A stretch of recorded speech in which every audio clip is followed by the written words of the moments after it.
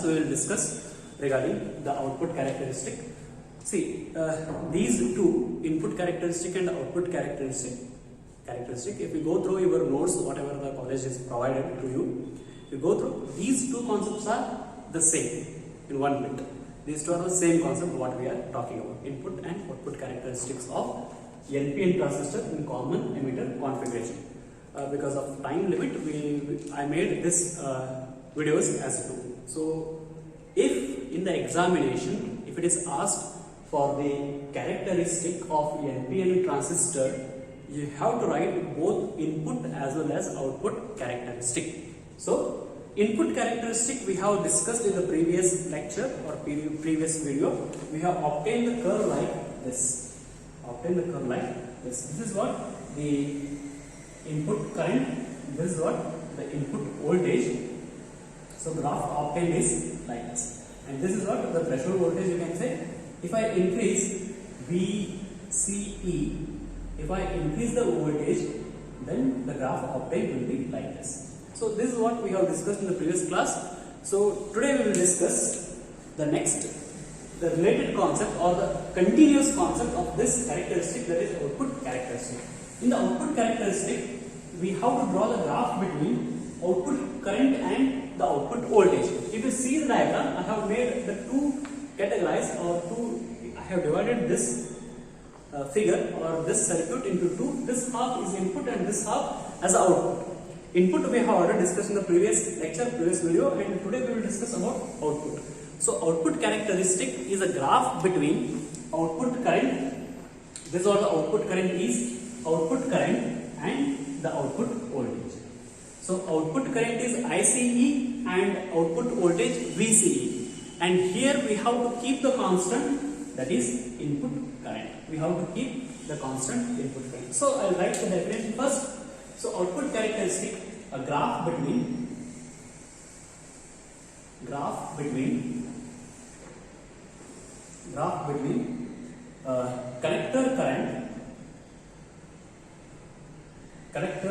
current versus collector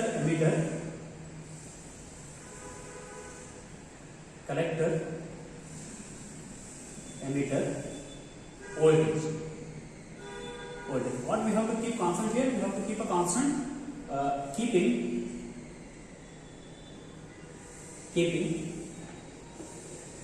base current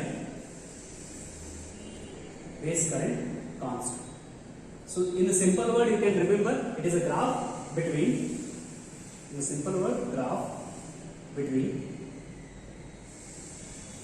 output current and output voltage. So you can remember this line, this one, keeping input current as a constant, keeping input current constant. So this is what the very basic definition or very simple definition in the form of output and input. So you have to know what is output current. Output current for this one is collector current and output voltage is collector emitter voltage. We have to keep the input current, that is IB, as a constant. So whatever the graph we obtain by plotting this one will be the output characteristic. If we draw the graph, it will be like, we have to take the graph will be like this. This is IC, output current, it is in the milliampere, and this is the VCE, output voltage. Now, so as we know that if we put a NP or PN junction in the reverse biased condition, current will not increase. Current is very small because of the minority charge carriers. Minority charge carriers are limited, hence current increases initially, then it remains constant. That is called the saturation current. Here also the same process or same the thing is taking place. As you increase the output voltage, as you increase the output voltage, linearly output current also go on increasing. Output current is go on increasing because of the fixed value of input current. Fixed value of the input current. Input is supplying certain amount of the electrons, or you can say some certain amount of the charge carriers. Only constant number of the charge carriers this battery is sending, because it is constant. Say 100 number of electron it is sending. Because of those 100 numbers, initially current linearly increases. As the voltage go on increasing, the current linearly increases. Current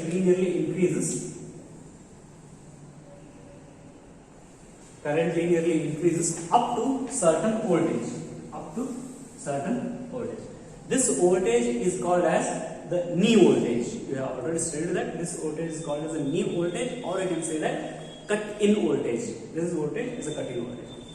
After this voltage, even if voltage is increasing, current will not increase. Current IC or output current will not increase. It remains constant.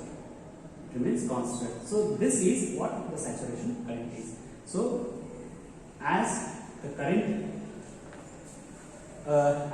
the output voltage go on increasing, because the number of electrons present, because for the input current, output current go on increasing linearly up to certain value, up to certain voltage, you can say. This is what certain voltage is.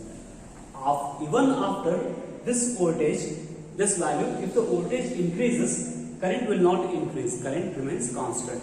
So this is what for the output characteristic. This is what the output characteristic, and this is for a fixed value of input current. What happens if I increase the base current? What happens if I change it? Change the base current. What happens if I increase it or decrease it? If I made so, if I increase the base current, then the graph becomes like this. Means here cut-in voltage go on increasing. This is what IB, and writing it is as IB2. And what if I decrease the current? What if I decrease the IB current? Then it becomes like this. IB, not IB reference. So here you can see cut-in voltage is still less. So I can say that as the input current goes on increasing, cut-in voltage also go on increasing. Cut-in voltage is also go on increasing. I am writing here IB2 is more than IB1 is more than IB0. So this is what happening here. If you decrease the input current, that is base current, if you decrease or increase the base current, you are changing the number of majority charge carriers. As the majority charge carriers are less, the output current is less. As the majority charge carriers increases, because of this IB increases, the current, or you can say the output current go on increasing. So this concept is very important. If you change the base current from 10 microampere to 20 microampere, certainly the output current also changes. Output current is also changes. Here you can say initially it was 10 microampere because it is IB, so IB is measured in microampere, to 20 microampere. Certainly it was initially 100 milliampere, certainly increases 200 milliampere. So what I want to tell is, if the input current increases, definitely output current increases. So this is regarding the output characteristic. We will write some notes regarding this. Hope you have taken down what I mean by output characteristic. Output characteristic is a graph obtained by plotting the graph between output current and output voltage, that is collector current and the voltage across collector and emitter junction. So we will write certain notes regarding this graph. So first point we have to write regarding the this ratio. You have to write regarding this ratio. First point, as the output voltage, I'm writing this voltage, collector emitter voltage, collector emitter voltage increases up to certain value of VCE, that is what the collector emitter voltage, and here in the bracket I will write VCE. So increases up to certain value of VCE, output current, or I will write collector current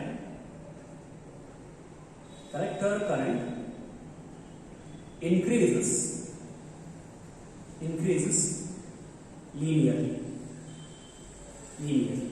and once the VCE reaches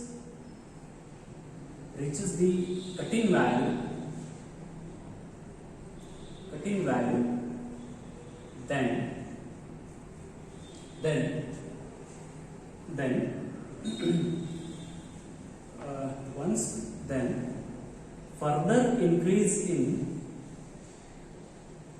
further increase in VCE leads constant collector current. So this what I have written, that is shown in the graph. So this is regarding the output characteristic and input characteristic. Remember, these two concepts are one and the same. You have to explain both the concept. If the question is asked like draw or explain the characteristics of NPN transistor in common emitter configuration, you have to write both input and output characteristic. You have to draw the both curve, and you have to draw this circuit diagram. So just take out the screenshot. These points you have to remember, and this graph you have to remember. Take out the screenshot so that we can proceed further. So hope you have taken down that screenshot and make the notes regarding this. Follow that book given to you, notes given to you. And furthermore, it has certain bit like certain formula like input resistance, output resistance, and current amplification factor. We will see what are these points. So first one is input resistance. What do you mean by input resistance? We will study. So input resistance, it is given by R. So how can we calculate the input resistance, or how can we measure, or how can we calculate the input resistance? Is we know that we have the Ohm's law, that is V is equals to IR. V is equals to IR. Like I said, voltage is directly proportional to the current, or current is directly proportional to voltage. Here, if I make R is equals to V by I. So this basic, if you have this basic with you, you can define input resistance, output resistance very easy. Now, for the input resistance, simply resistance is nothing but the ratio of voltage and current. If we are talking about the input resistance, means here voltage must be input and current must be input. So input resistance, simply I write first Ri, just to understand I am writing Ri is equals to input voltage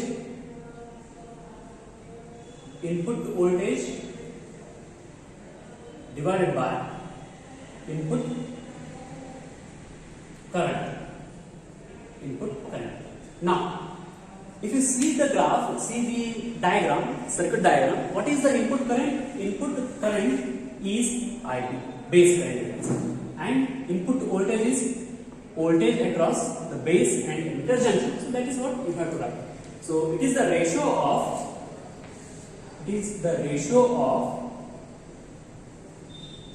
of input voltage, that is emitter, base voltage to the what is the input current? That is base current, to the base current. Base current. What we have to keep constant here? Keeping output voltage constant. What is the output voltage? That is VC. Keeping collector, emitter voltage constant. This can be written as Ri is equals to input voltage is VEB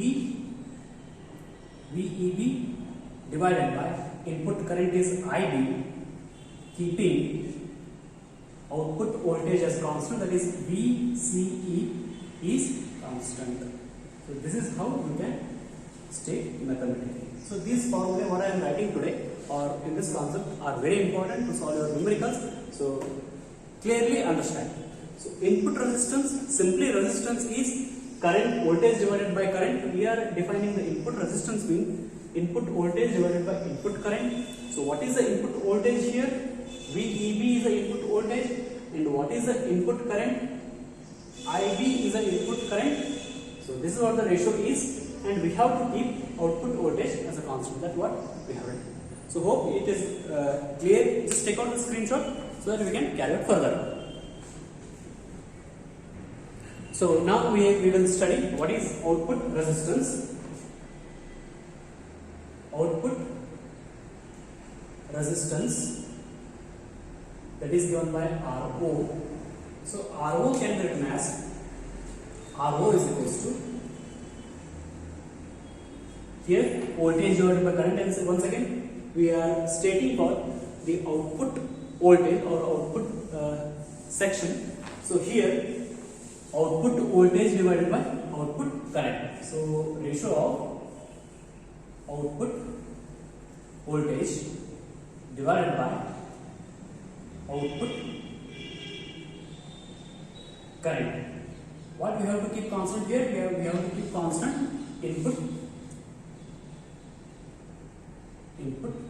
current. We have to keep input current as a constant. So in the definition we can write it as ratio between what and what?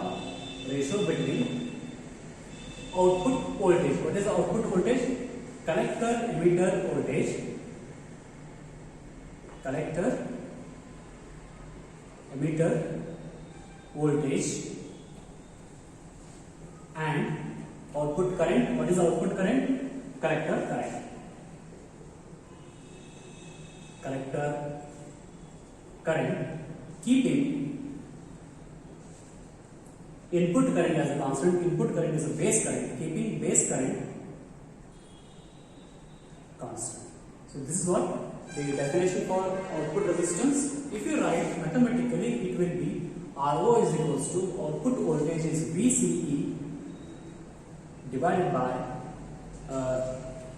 output current is IC, then input current constant, that is IB is constant.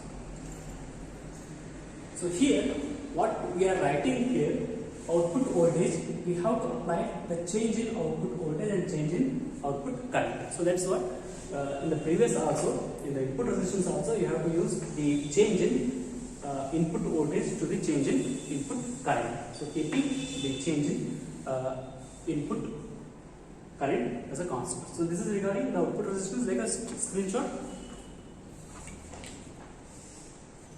So next we will see what is current amplification factor, that is divided by beta, and we are talking about AC component. And what is AC component we will see. So here current amplification factor, if you write current amplification factor, that is beta, AC is change in output current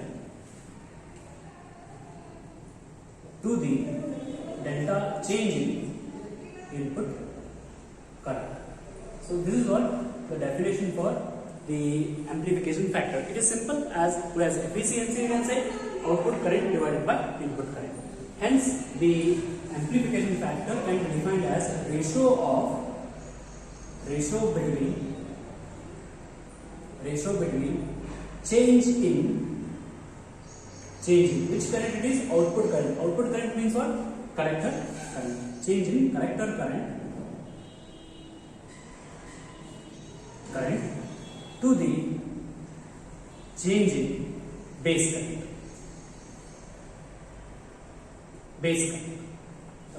That is beta AC is equals to delta IC divided by delta ID. So this is what the amplification factor, current amplification factor. And if I write only the ratio of output current to the input current, then this becomes